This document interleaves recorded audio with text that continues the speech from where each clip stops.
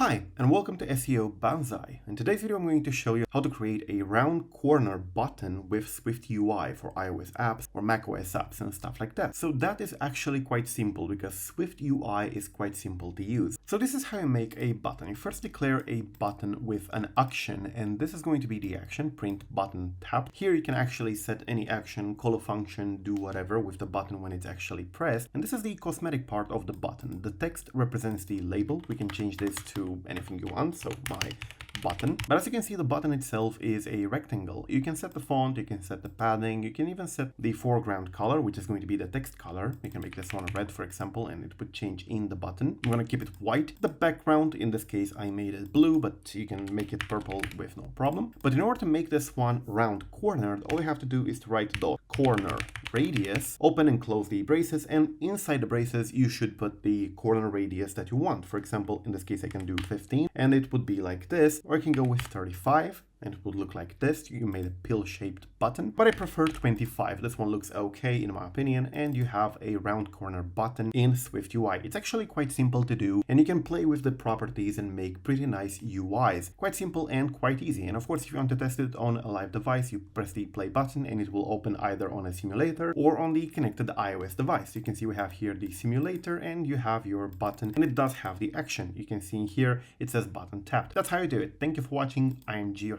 Till next time, subscribe to stay updated. Peace out.